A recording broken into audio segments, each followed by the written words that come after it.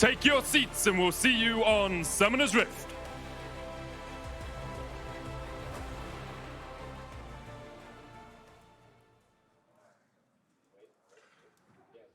And of course, as you say, Mammoth making their debut here at Worlds, the OPL team coming out. The team that really dominated the region was expected to come here against Unicorns of Love, who beat out Clutch earlier on. Yeah, and I think Spawn pointed it out on the desk. As far as the OPL representatives, so many times there's been this really close race in the OPL playoffs, and then when the team arrives there and loses, everyone says, why didn't we send the other team? Yeah, but the fact that the last 2 rounds of the playoffs for Mammoth were decisive, 3-0, 3-0.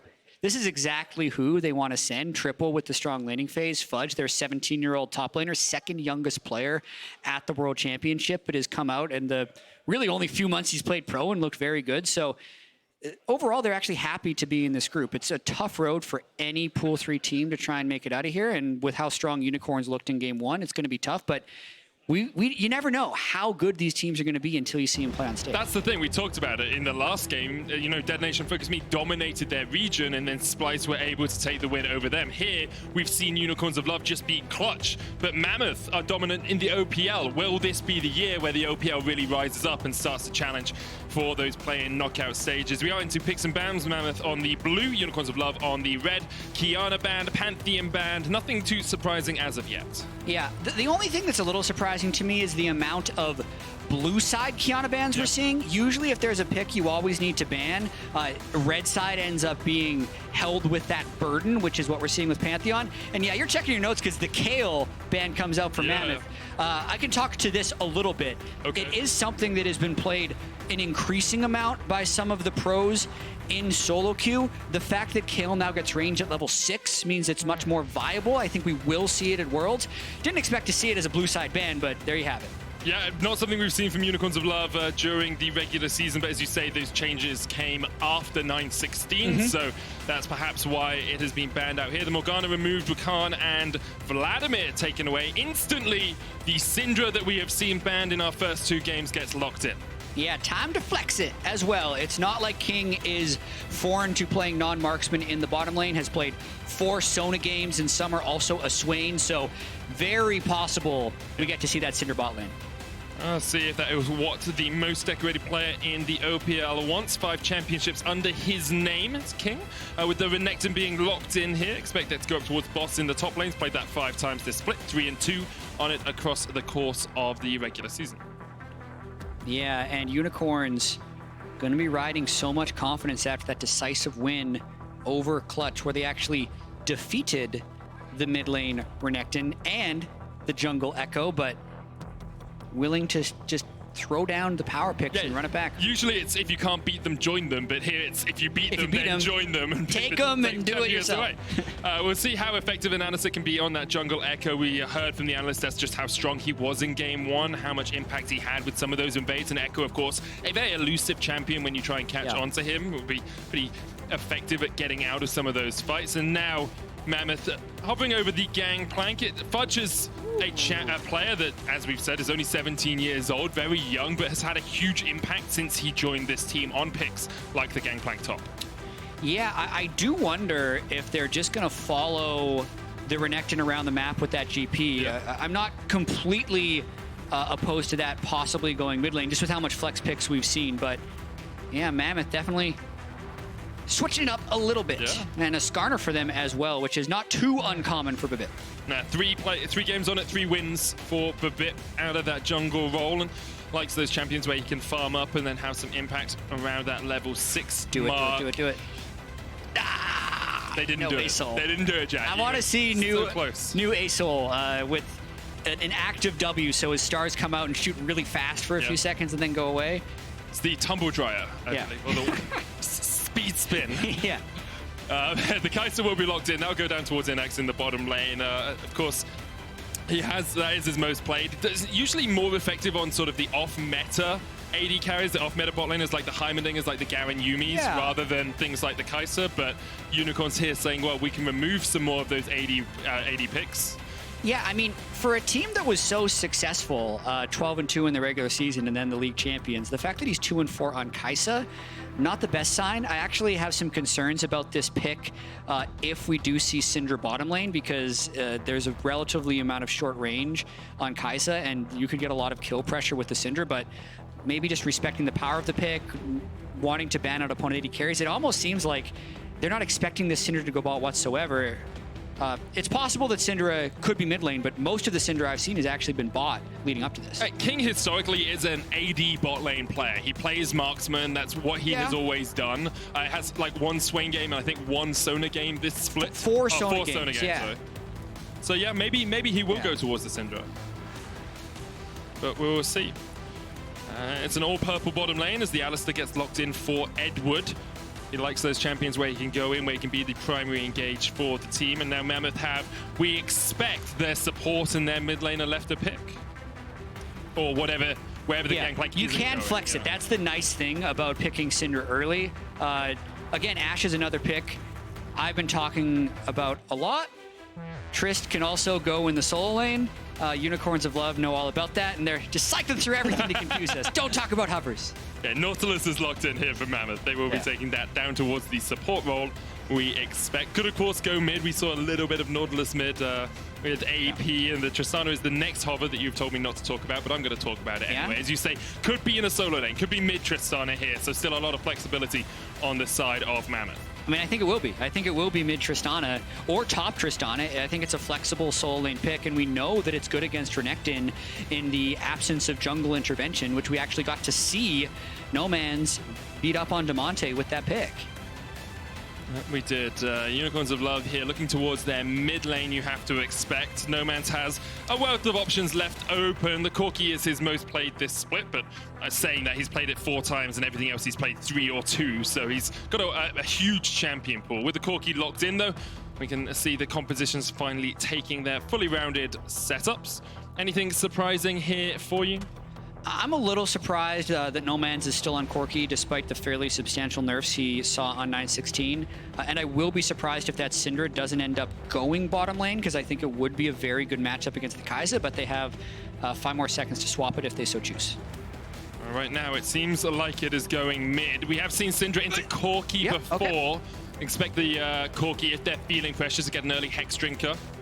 That tends to be the way of things. It does delay the Triforce a little bit. It means that Noman's doesn't hit his earlier power spike as he usually would, but you can be pretty safe into that matchup on the side of the Corki.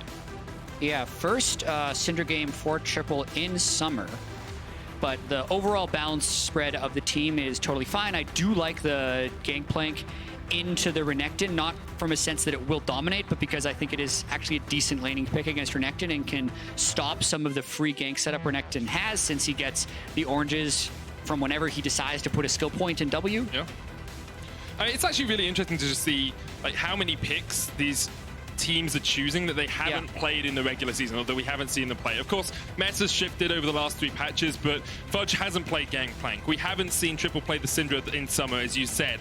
King hasn't played the Tristana in summer. Destiny, he is on the Nautilus. Well, that is, you know, he's played it a couple of times, but they are lesser known picks for these teams, and it's surprising a little bit to see you come into Worlds and play something that perhaps you haven't played consistently across the split. Yeah, and I think what a lot of them are doing, as I think now that we're basically 10 years into competitive League of Legends, is teams are getting better at actually being flexible, and I think they're trying to put more thought into the overall team composition rather than just, yeah, I'm a really good X player and I'm going to play that way.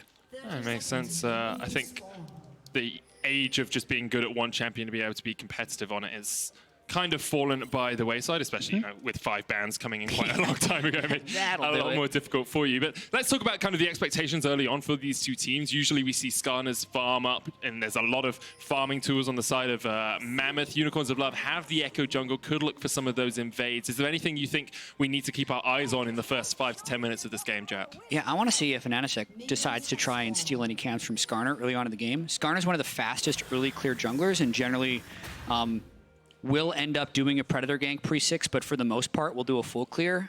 If UOL has any type of guess of where he started, knowing how aggressively we saw invades from the UOL jungler in game 1, we could see something for that, and I want to track it.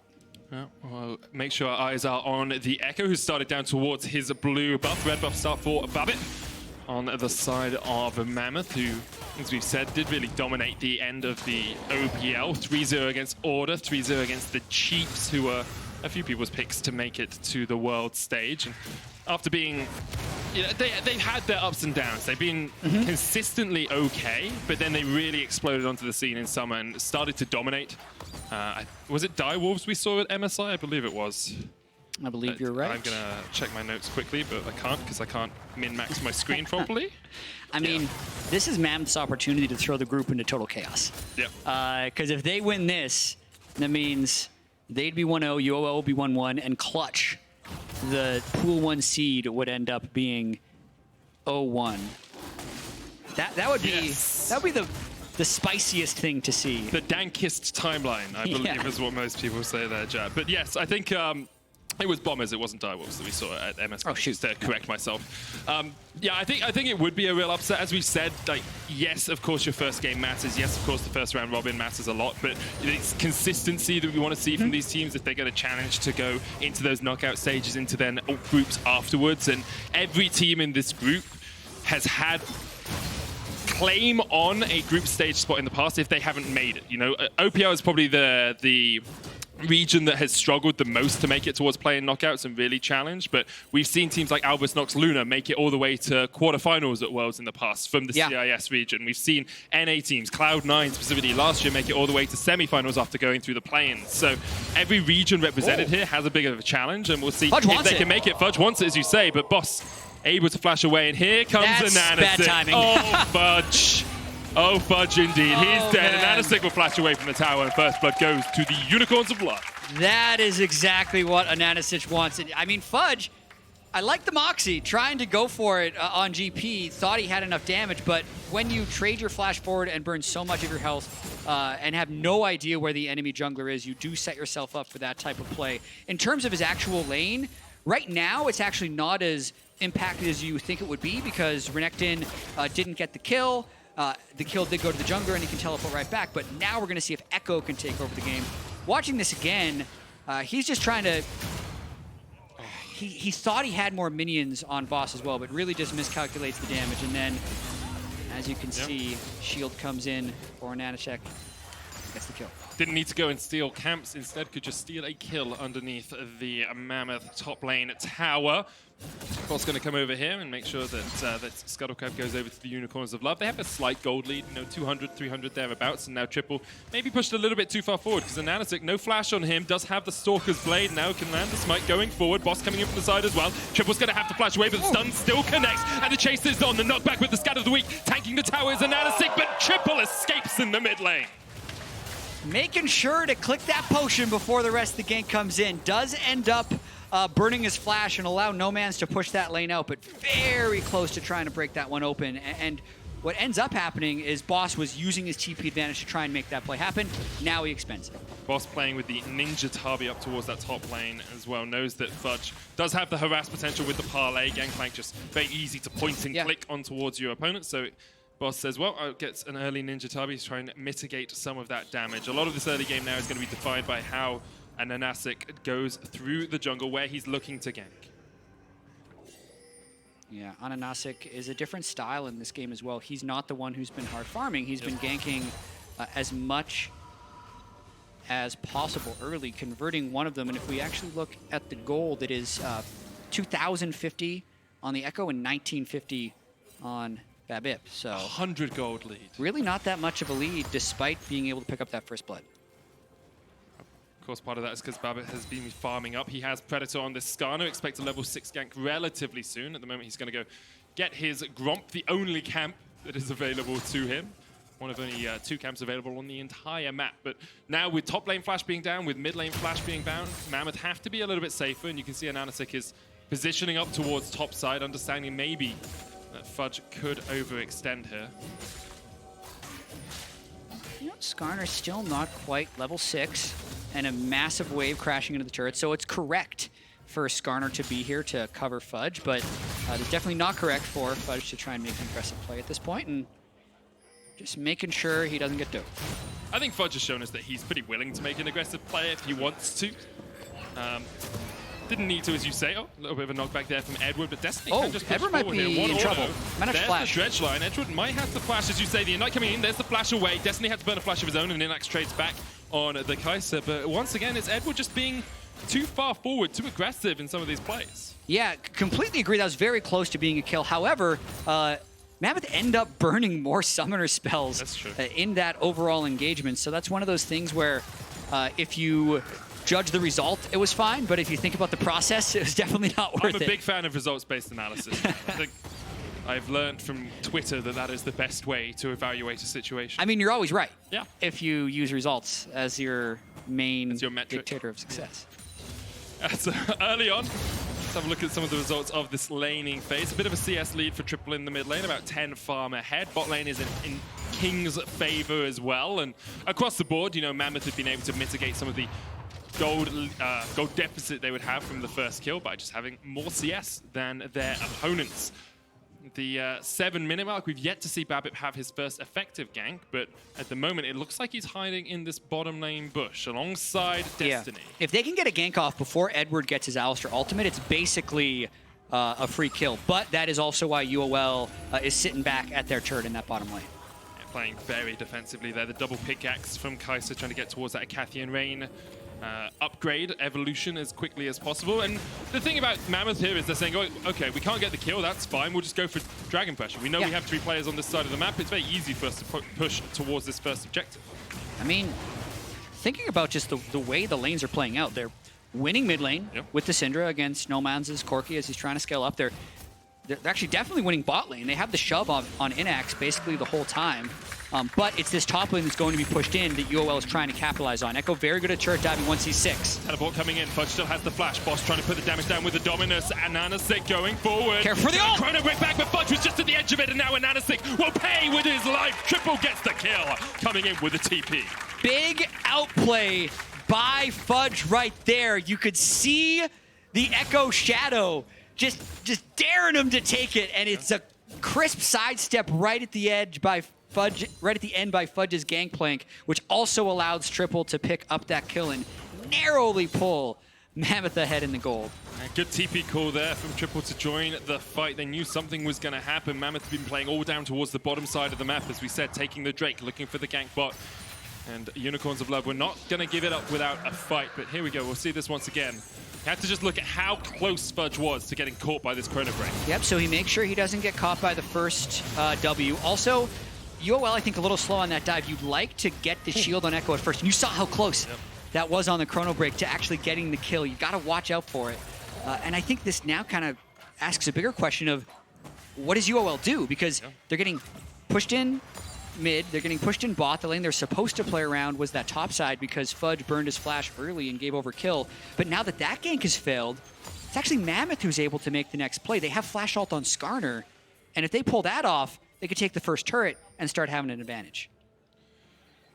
It's been a long time since these two regions faced up against each other. It's IWCQ, the International Wildcard Qualifier in 2016, where Albus Nox took the win. Here, Mammoth trying to turn things in favor of the OPL, of the Oceanic region, who has definitely been the little brother of the two across the course of the years. Here, Unicorns of Love have tried to react to Mammoth pushing in this top lane by bringing up 3 players of their own. And Nanasik was on a ward, now is on a control.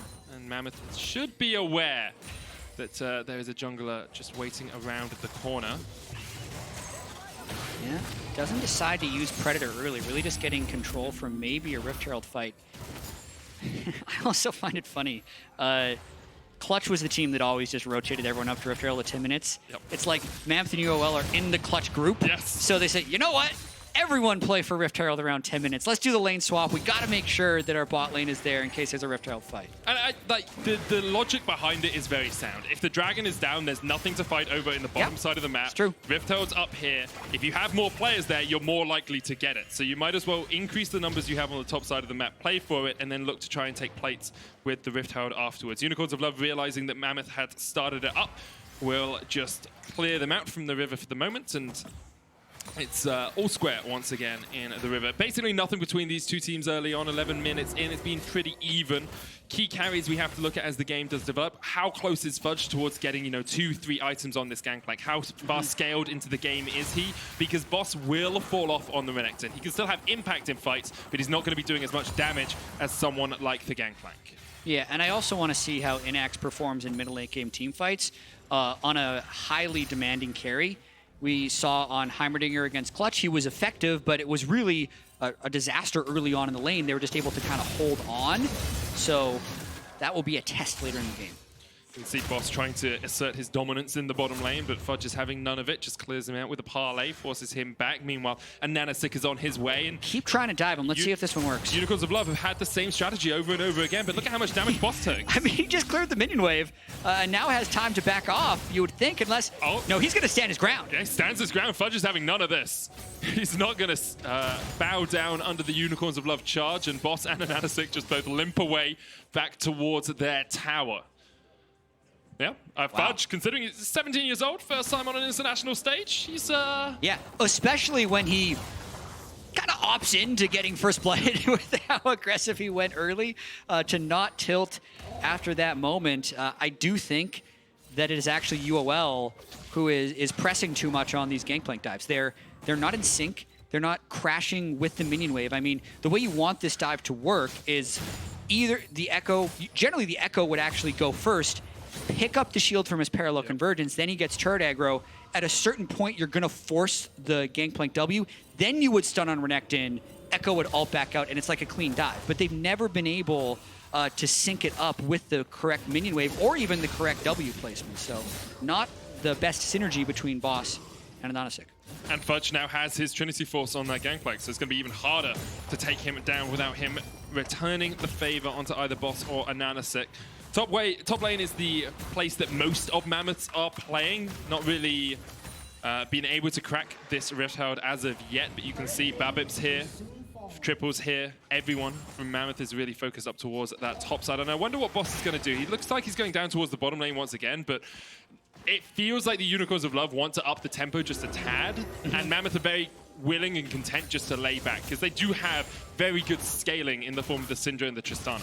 Yeah, and even after UOL beat Clutch in game one, Edward tweeted about, hey, we normally play a lot faster on stage, going to look to fix that for our next game and get back to our aggressive tendencies, but the opportunities haven't really been there, even though they're trying to force stuff, as Mammoth is playing quite defensively, especially around the GP, and just setting up and not taking too many risks. Do you feel like the Unicorns of Love need to force stuff? Are they on a clock, on a timer? Because they do have some good scaling options, and Corki and Kai'Sa work well in mid-late game team fights.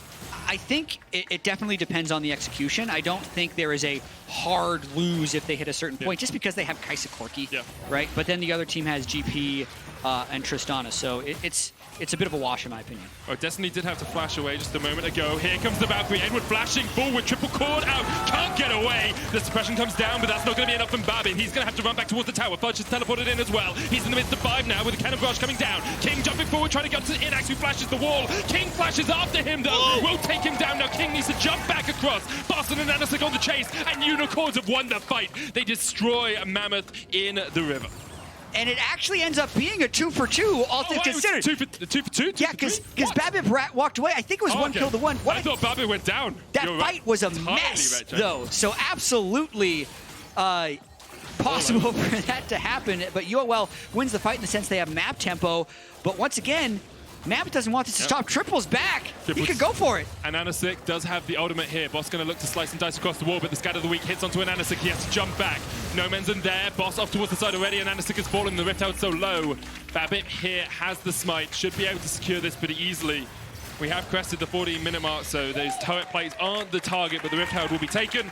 Mammoth with about a 400 gold lead coming out of the back of all that.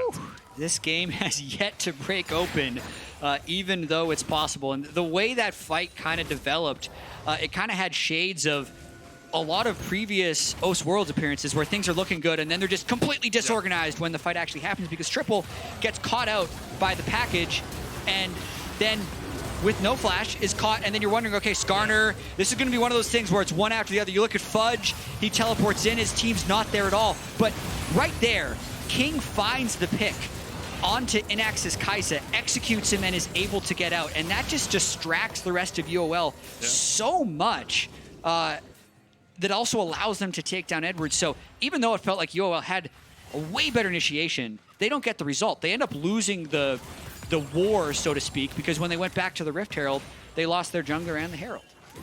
Yeah, a chaotic fight. Confused me, to say the least. Never mind the players in the game. Babbitt's here is going to get the second dragon of the game. It's an Ocean going across towards Mammoth. And they can see how they do these next steps, because they've got the Rift Herald now. They can crack one of these towers open. Yet to have a turret fall in this game, coming up towards the 17-minute mark. But now you have Infinity Edge finished on King. You've got Ludens on Triple, and Unicorns of Love are in an okay position in terms of itemization, but you haven't got a fully stacked Manamuna. You haven't got the second item completed on Inax yet.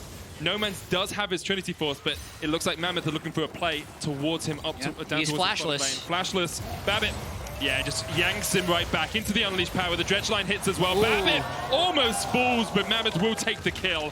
And I expect Babbitt to use the Rift Herald down towards this bottom lane as well. Charge that one up, and charge towards the tower. Yeah, Babbitt misplayed that because he was about a half second early and got turret aggro when he didn't have to. Nearly cost him the kill, but he ends up getting away with that one. So good crash there by Mammoth to be able to take down the first turret of the game with that Rift Herald and end up picking kill. They'll get a charge onto this one at least, but likely won't be able to stick around for the turret team. Yeah, I think a Nanosix should be able to get across here in time, as you say. Triple just backing away. Doesn't want to risk getting caught out, even though they have okay vision in the blue side jungle of the Unicorns of Love. The Rift Herald won't put quite a lot of damage down, and real close. Almost. Are they gonna get it might go down. That's 2 towers for the Unicorn, for Mammoth, sorry. And about 1,000 gold lead for them coming up towards that 20-minute mark. But you have to look at next steps now. Yes, you cracked open that bottom side of the map. How are Mammoth now going to use that? You're looking for picks with Babbitt. Predator running straight on towards the Unicorns of Love. If he can get there, if they can catch someone out, you then have a huge amount of follow-up damage onto that single target with the Unleashed power. So Mammoth will want that vision control. They'll want to try and catch one player from Unicorns out. And if they can't do that, Unicorns can continue to scale up with this Kai'Sa and Corki. Yeah, might see another Predator gank coming shortly from the Skarner if UOL ever tries to set up. And if you're comparing Mammoth's macro to a lot of world-class teams, that would be one place you could look and call it a bit of a weakness. So it's not a certainty that they can take a small lead and turn it into a big lead. Sometimes their side lane control is a little bit weak without being able to take advantage on the other side. You see here, it's like 3 people are down bottom lane, and Mammoth isn't getting any type of turret damage. But if they can get a kill here, maybe they'll turn something into it, and I think they have. Yeah, I think that's pretty easy for them. But Babbitt isn't even going to burn his Impale. It's another kill for Mammoth up towards the top side. As you say, it is about what they get out of that, right? The wave is all the way pushed towards their tier 2. They're not going to be able to break open that tier 1 in the top lane, and looks like Edward here. He wants something. Hex flash. Will he go in? Mammoth playing incredibly safe. Fudge on his way up. Here goes Edward in with a Hex flash. Parallel conversions off towards the bottom side of this. But so far, Echo has done some work. Hasn't done as much. Perhaps you'd want No Man's. Gets hit with a depth charge. Babbitt gonna help King just put in a little bit of chip damage, and meanwhile Triple is able to get some time alone with that top lane tower. So the kill onto boss has actually paid off here for Mammoth. Yeah, Triple is getting really big in this game as he's able to pick up solo turret gold. 8,800 gold, 1,200 more than No Man's. So tale of 2 games here. No Man's after dominating in game 1. Tristana versus Renekton here trying to play the Corki into Triple Syndra, and Triple kind of just roaming around on Syndra of all champs to pick up these kills and get a lead. And this is what we tend to see from Mammoth. Triple is their key carry, tends to be ahead in lane, but they also put a lot of resources into him. He actually gets this 22.8% of his team's gold, which is the second for mid laners in the OPL, and 27% of the CS on the map between 15 and 30 minutes, which is, again, second for mid laners in the OPL. So they know that if they put resources into him, he tends to get them advantages and gets them wins. Yeah, and there's not a huge amount of stuff that UOL can use to close the distance onto Triple. It's, if anything, it would be a really good dive by Echo, but he's so far behind that he's been getting blown up if he tries to go in. So a pretty good position for Mammoth as they look to just put this group into chaos. This group will be absolutely just all over the place if this happens. Remember, Unicorns of Love beat Clutch earlier. If Mammoth, the 3rd seed, then beat the 2nd seed, yes, Clutch, you know, didn't have the best of performances, but you have to then wonder, how do Mammoth play into Clutch? How do we see when we get to the second round robin who's going to beat who there as well? Because the top 2 teams do go through to the knockout stages now. Destiny looking for the engagement to Edward. Look at the damage coming out from the scan of the week. The jump in from Mananastic, but they're knocked back with a buster shot. And now the re-engage coming out. Babbitt flashing forward. And that's a rampage for triple. Valkyrie away from Nomanz. He used the package to get the hell out of dodge, but Mammoth have already got their 1 kill, and they can push towards this mid lane tower. All right, there's still a lot of ultimates up for UOL if Mammoth try to go too far because they burned all of their ultimates in that last fight. Edward might be going for something. Hex Splash isn't going to go the way he wanted it to, and he's stunned up. He doesn't have the ult. Can't quite hit with the Dark Spear there, and Fudge just forcing Unicorns back. That mid lane tower has been opened up. The Unicorn's going to get just a little bit of chip damage back on towards Mammoth, but for now, Mammoth will reset, regroup with a 3,000 gold lead. They are well in control of this game. They got to be feeling pretty good with those 5 kills onto Syndra and how they're routinely dodging out of these Echo engages and really keeping Edward flashless and ultless so the Alistar isn't able to go in for the reliable stuff, right? If Unicorns of Love had tempo, Edward would be able to dictate a lot of these things, but I feel like Mammoth is getting just enough to stop UOL from being aggressive, and then that's allowing them to wait on Skarner Flash and the Skarner ult to get the fights that they want. It definitely is. Mammoth in such a strong position now. There's another Ocean Drake for them if they want it. It's not the most impactful, but you'll take it. You've got 1 in your back pocket. You've got a Mountain, helps you with that regen. And I want to bring attention to the amount of control wards that Mammoth are coming back onto the map with as well. They've got 2 in the inventory of Babbitt, Triple, and Destiny, and a spare on the side of King. Compare that to Unicorns of Love. They've only got 2 on their entire team. This gives Mammoth the opportunity to get total vision control around the Baron, around the Dragon if they want it. But, of course, you have to use those control wards well. So we'll see if they're able to do that in the next few minutes. Yeah, and overall, I think they were wishing they were getting mountains, infernals, or clouds rather than oceans at this exact moment, just because there's not a huge amount of poke that comes out from UOL, and there's not a huge number of mana dependencies on Mammoth, so they're kind of just clearing the Ocean Drakes to try and get to the good ones. In 8 minutes, that infernal will be big, but if they get this shutdown, it's huge. Lots of damage coming down, and that's the kill. Triple shutdown. Nomanz will take it. Edward and Nomanz in the right place at the right time. We said they didn't have that many control wards, but they had the control ward where they needed to be over that wall. That's where you got to be. Big shutdown, and it also goes on in Nomanz, one of the best scaling champs on their team.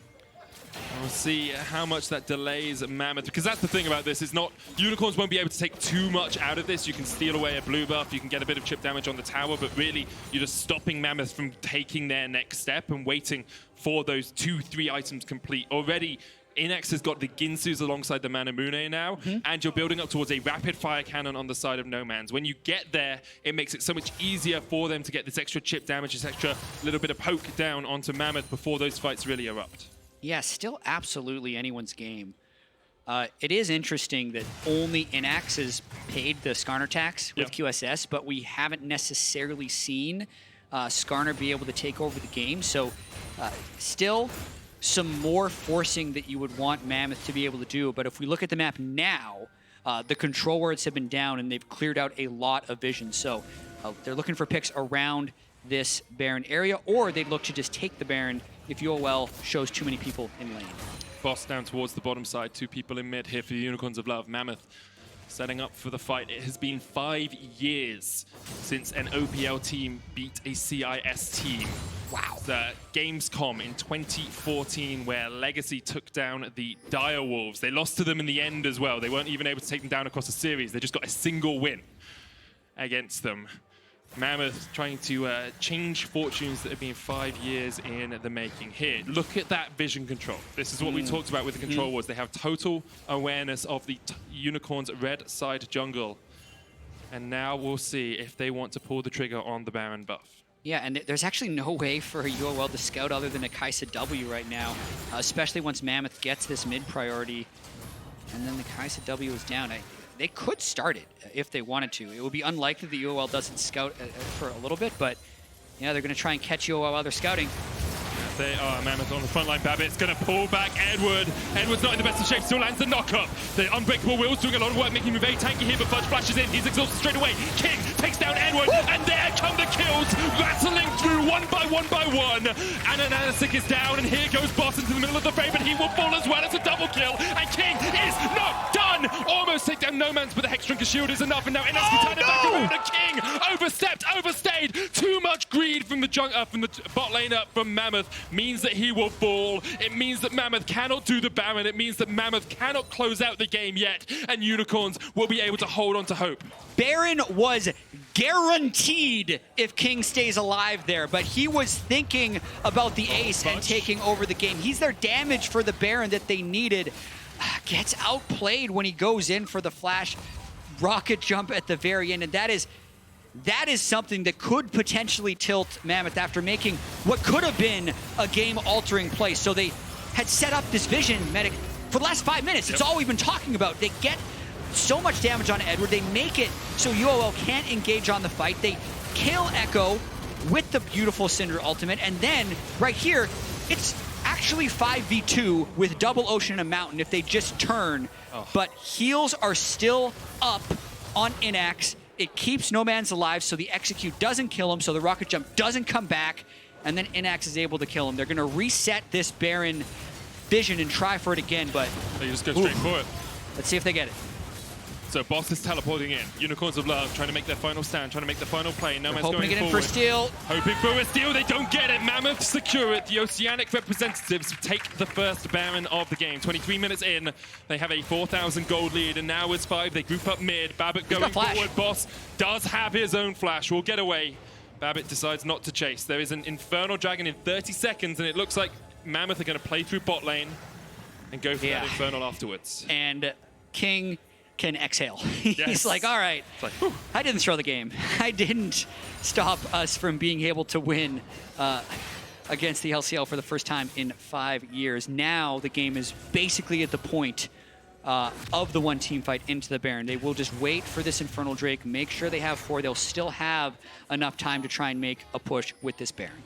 But they will.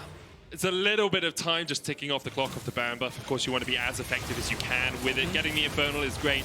I expect them to then look towards breaking one of these inhibitor towers. The resets will come through. We'll see Kings at currently at 3 items, going for the Runans, and then the Hex Drinker here on the Tristana. Not too often that we see Runans, but definitely makes sense when you want to get that AoE damage down in team fights. Yeah, maybe going for, I don't know, a little bit more wave clear. He already has the Hex Drinker for the defense. There's potentially multiple melees he'd want to be shredding. Usually the rubric I use for if Hurricane is worth it is if they have 3 melees, you would pick Hurricane. I don't necessarily consider Echo a melee, so this is a time where maybe I would say go with the Phantom Dancer or the Static Shift, but really all the Zeal items are decent choices. Definitely is. And you've got Sterak's and Trinity Force complete on Fudge. Powerful combination on the Gangplank, not going towards the full damage Gangplank that we sometimes see with the Phantom Dancer second item, but continuing just to scale up. 3 items on triple as well. Mammoth trying to shut the door in the face of the Unicorns of Love here. 1.5 minutes left on the Baron, but still we haven't really seen them up the tempo yet. This has been a slow Baron. 2,500 gold gained off it.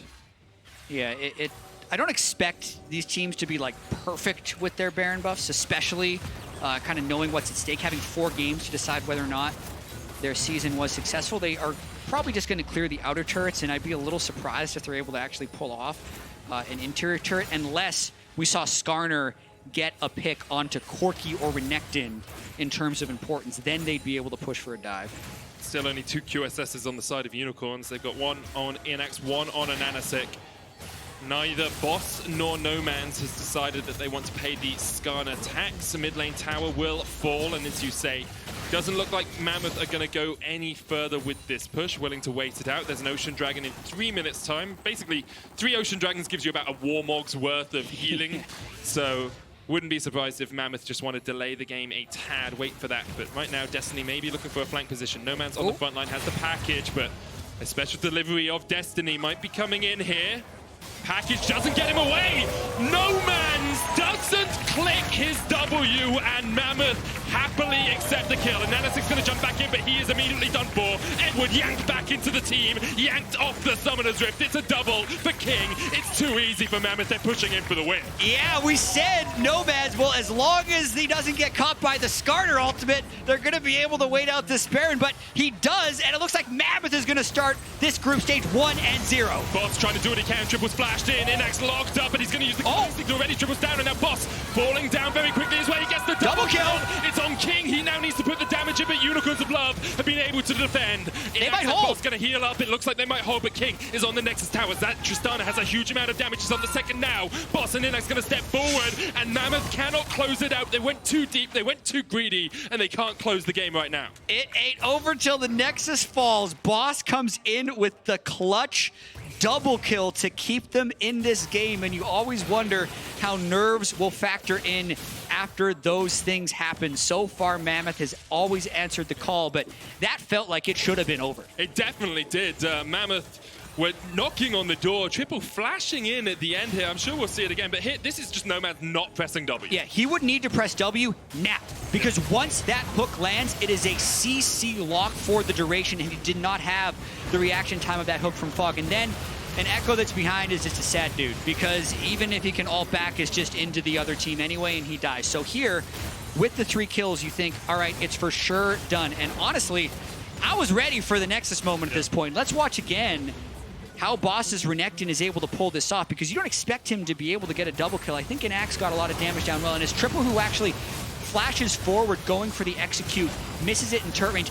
None of that had to happen. If they just sat back, grouped properly, and sieged the turrets, when Renekton comes in, they all could have turned in focus. But when you flash forward for that type of play, you're exposing yourself, and I think that's a misplay by Triple. Yeah, all it takes is a scatter the weak as he tries to slice and dice towards you, and then he can't get on your team. Yep. King opens up. It's pretty easy. Destiny's there to CC lock him as well. Edward has snuck into this top lane bush as with 40 seconds left on the Baron. Unicorns of Love are trying to see how they get back into this game. It's still a mountain for them to climb. They are 6,000 gold behind, 4 dragons to 0. Fudge has got his Essence Reaver now, and Edward's still in the flank position. Do you wait here for 30 seconds? Do you wait here until the fight begins? Yeah, he's going to wait here for a while. I mean, cows are I don't know what pasture, so that's maybe he's cosplaying. I don't know what he's going to wait for. He's going to be going for a flank here as UOL is going into River, and it's... Oh, it's a flank on Babbitt. Yeah. Is that who you want to knock into your team? Apparently it is. Babbitt gets knocked in. Boss on the front line. Babbitt down to half HP already, and perhaps the flank was next level. 4D chess being played here by Edward. Everyone else is playing TFT, and Edward is just in next week with how intelligent that play was. I'm very surprised it worked as well, but you got to give him credit where credit's due. Absolutely. I mean, that's the type of stuff you're trying to pull out when you're down 4 Drakes and 6k gold. Fudge is also now pretty deep in enemy territory and has got to make a retreat. UOL is going to be on the hunt. Mammoth has got to make sure this game doesn't get out of hand. You said it during the mid game when we saw that really messy fight around mid. You were like, this tends to be how OPL games go. They look really good, really composed for a while, and then they get super messy. That was super messy. Part of that is Unicorns of Love making it as messy as they can with Edward getting their flank position off, but then why is Fudge behind enemy lines? Why are they playing like this? Just set it up once again. You've got mid in here. You can push for the Ocean Drake if you want it. Make sure the Elder Drake is a win condition. Then go towards the Baron. You can be in a very good position here as Mammoth. Yeah, I think Fudge's gangplank has looked generally strong. King is hitting close to full item 80 carries, and they do have the Drakes and gold lead. So Mammoth would have no reason to panic. However, there have been 2 very key moments where it is clear they have gone for the big play. Actually, 3 big moments where they've gone for the big play and failed. Fudge's first blood, King's rocket jump flash in mid lane, and Triple's flash at the Nexus turret. So there are definite nerves coming in for Mammoth in what could have been a much more decisive victory had they not gone for those overreaches. So they need to be very careful throughout the rest of this game to make sure they close it, because losing is one thing, but losing in a fashion where you over-regress on what would end up being 4 occasions if they make another one and end up losing the game could potentially just tilt them for the rest of the group stage. So I think Mammoth is in a good position, but you always have to wonder who's going to win this game. 30 seconds left on the mid inhibitor for Unicorns of Love. They now can step forward. They don't have to worry too much about those super minions pushing in. And Anasik clearing out vision. Control wards in the inventory of Mammoth once again. Want to see them use that vision setup like they did before. The Unicorns already caused one upset today, although this at the start of the game wouldn't have been counted as an upset. Right now, for them to win, this is an upset in my opinion. Yeah, Unicorns could be a part of 2 upsets in the same day. We would see, though, because Unicorns is hanging in there, and the vision control we saw earlier had been absent, but now with some mid priority, they're starting to get it back. Still 3 control wards in slot and 3 disabled wards inside the Baron pit. Mammoth going to be looking for that next pick, but there's more QSSs being picked up by UOL, so that Skarner is getting lower and lower relevance as this game continues. Yeah, No Man's has one now. We saw him get caught out in the mid lane previously. He doesn't want that to happen again. Mammoth have pushing in the bottom lane. Top wave is pushing towards them. Unicorns of Love just continuing to delay the game. Almost completed items on Inac. Sitting at 4 right now. 4 on the Corki as well, or 3.5. Now Mammoth have started up the Baron. Boss is down towards the bottom side. Unicorns of Love. Do they fight it? King hit a ward, so that revealed him temporarily, and UOL know they're on this Baron. Here we go, Baron being started. Mammoth just turned straight onto Boss. It was a bait. They wanted the bait. Mammoth, that was beautiful. And Boss has to slice and dice his way away. Edward in the middle of all of Mammoth now as they try and take the fight. But look at the damage onto Anasik. He's done. That's 3. Mammoth with an absolutely beautiful play around vision. You were confused. I was confused. But Mammoth knew exactly what they were doing. They ace Unicorns of Love. And they will not make a 4th mistake today. They are looking for that Nexus. Surely they kill the Nexus this time. Yes. I'm willing to say they're going to kill the Nexus this time, Medic. What a way to end it. Hitting the ward and then immediately pulling off to catch the flank TP from Boss. Sets them off on the right foot for this team fight, and they will win their first game of the play-in stage. 5 years in the making. Mammoth take down Unicorns of Love. Their first win, and what a group we have now in Group A. That is a spicy, spicy one to say the least. And that play at the end, that was composure, that was intelligence on a stage that you didn't expect to see after how many mistakes Mammoth had made during the game. Exactly. We know that they do have a few issues with their macro. We know that OS has a history of choking on the international stage, at least how they describe it, and they have to constantly play this game of, well, were we choking or are we bad? Believe me, I'm familiar with that game. It sucks to play. But in this game, they were able to pull through, and they make this group so interesting. So interesting now. Clutch sitting at 0-1, Unicorns at 1-1, Mammoth at 1-0. Of course, the top 2 teams go through, but you want that top spot. You don't want to be facing the likes of Damwon, the likes of Splice, likes of Hong Kong Attitude or Loki, whoever makes it out of Group C. You want to be in that seed 1 if you can. And Sheepy looking at it from behind stage. There were moments that one hurts. That one hurts. Because there were moments in that game where you thought you were coming back. Yeah, Medic, we've been talking a lot about Mammoth because the upset is the story. But thinking about UOL, they were the upset story an hour and a half ago. Yep. So really, it's almost one of those classic letdown games where they see Clutch as this opponent that they need to beat to prove themselves, to get first in the group, and then to immediately run into the Mammoths and take their first loss of the group stage, effectively almost canceling out the advantage they would have had from that Clutch game. In Sheepy's face, I could feel like I could see it in his face there. It just makes the rest of this group so cool. And as much as we talk about double round robin, that's still only 4 games that you actually get to play. If you're losing one of that, it's 25% of your games just down the drain. And it's very tough. That's what the world stage is like, you know, that you have to perform in every single game if you're going to make it far at Worlds.